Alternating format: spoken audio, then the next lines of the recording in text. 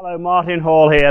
Those of you that have purchased Build a Better Golf Game, I want to thank you greatly. We've had thousands, I do mean thousands, of wonderful comments about this program I've done.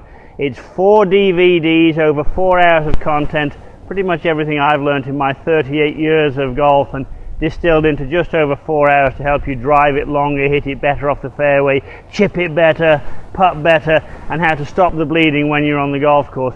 For those of you that haven't signed up yet, remember, there is no risk. This is money back, 365 days guarantee.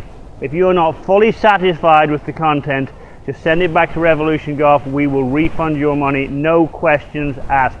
If you want to know more about it, and I really hope you do, because for me it's been a very special project, a labor of love, go to buildabettergolfgame.com. It's going to help you play better and make me very happy.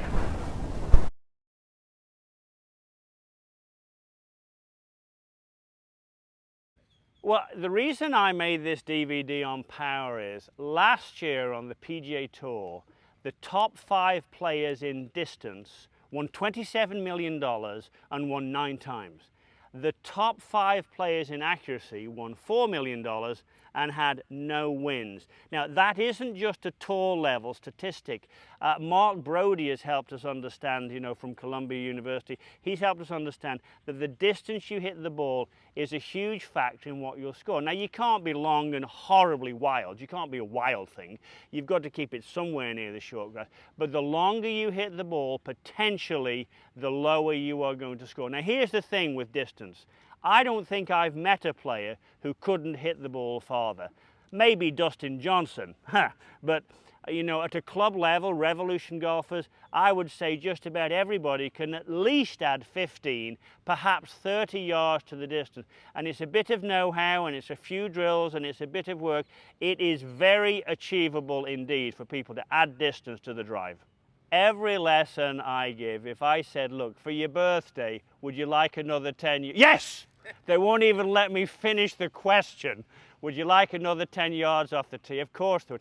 Everybody would. And then when they've had that 10, they want another 10. But the great thing is, there are loads of places you can look in the golf swing. From the grip to the setup to how you take it back to how you bring it down. Each one of them can add 2, 3, 4 yards. So when you get 6 or 7 things that can add 3, 4, 5 yards, well, it's a domino effect, down, down, down, down, down. When you do that, really just about anybody can add far more distance than they think they might be able to.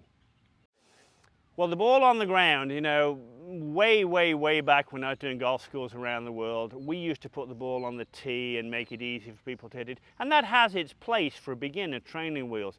But I found people could hit the ball quite well off a tee, half inch in the air, and you put the thing on the ground and oh dear, it all turned to tapioca. So I realized there and then I better get a little bit better at helping people hit the ball off the ground. Now, there's only 2 clubs you're not going to hit the ground with, I hope. One would be the driver and the other would be the putter. And if you're hitting the ground with those 2, you are in a bit of trouble. But other than those 2 clubs, every other club between the putter and the driver, you've got to touch the ground. You might take a divot, you might just brush the ground. So 12 of your 14 clubs you've got to touch the ground, vitally important. When I started teaching as an inexperienced teacher, and someone who'd been a fairly decent player, I thought the direction was more important than the contact. As someone who's now been teaching 38 years, I would now say the contact is way more important than the direction. I used to try and get people to do the impossible. I used to try and get them to hit the ball straight. Now I let them fade it a bit, I let them draw it a bit, but getting that smash, that beautiful smack, where you get the ball and the turf at the same time, and the ball speed that comes from that. Everybody loves it, and that's what allows people to enjoy the game. People who hit the ball solid really enjoy the game. So that DVD, the one on the full swing, is all about many drills on how to make that solid contact, that ball turf contact, how to squash the ball, how to smash the ball.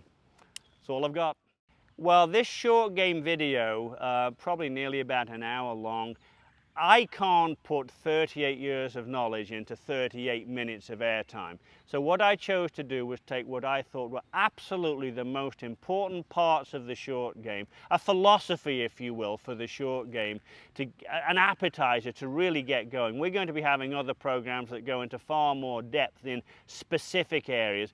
But this short game video, we cover what I call Martin's maxims. There's 7 of them, 7 musts from Martin that would give you a philosophy to choose what club to hit, what trajectory to hit it on, what's most important, what doesn't matter. We talk about what I think the 4 most important shots, which in fact are the pinch, the cut pinch, the lob and the cut lob. They cover every shot you'll ever have. We talk about how to hit those, where to aim, should you swing across your body, should you not swing across your body. I also get a little bit into steep and shallow. Lot of talk currently about you should be shallow. Not for everyone, and there's a little test you can take to see if you should be steeper or shallower. And of course we deal with putting, we talk with bunker play, and there's even a fluffy dog called Meg who makes an appearance for a very good reason.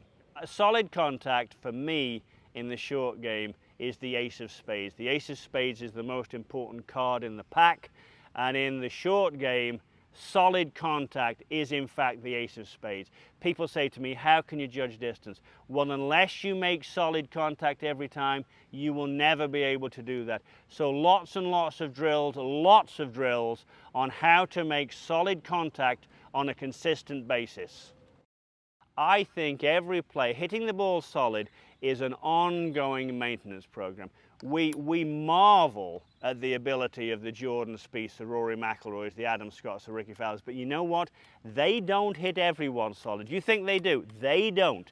If you got them in a moment of total honesty and you said, do you sometimes hit it a bit thin, a bit off the toe, a bit off the heel? They'll say, yeah, I do actually. They may not appear that they do, but yes, they do sometimes miss it. So I think it's a permanent maintenance program. It's like diet, it's like exercise. So on this DVD, I've laid out 10 of my very best drills that you can use for your lifetime as a golfer to continually recharge the batteries, as I would call it, just as you have to recharge your cell phone pretty much every night. I would say where solid contact is concerned, you've got to recharge that solid contact, otherwise your golfing battery will die, and we don't want that. Yeah, the faults and cures, the dirty dozen.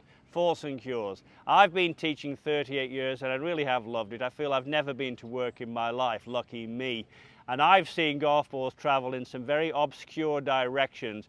But I've distilled in this video 38 years of experience into probably 1 hour to just about give you every quick solution to solve bad ball flight problems and some bad moves with your body while you're on the golf course. Look, if we all had 3 or 4 hours to practice every day, we could all go for this swing of purity. We could all go for absolutely perfect. We could all try and copy Lydia Ko or Adam Scott.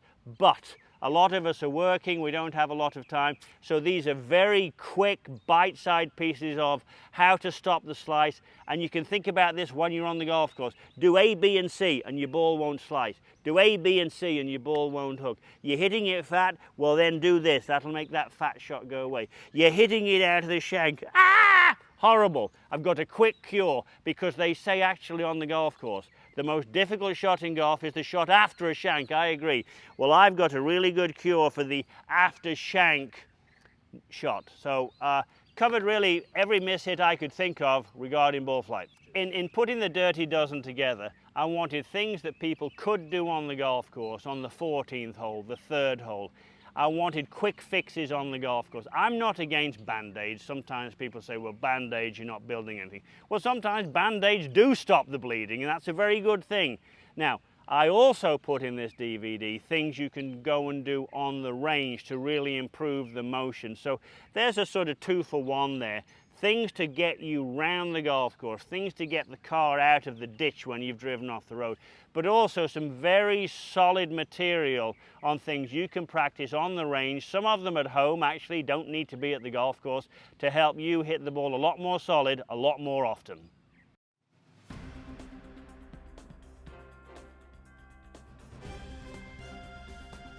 in 3 very different directions, but they were hit with the same swing. And that's why that one went to the target. That's as good a drill as I've got to stop the shank. Sit, be a good girl. Okay, got it.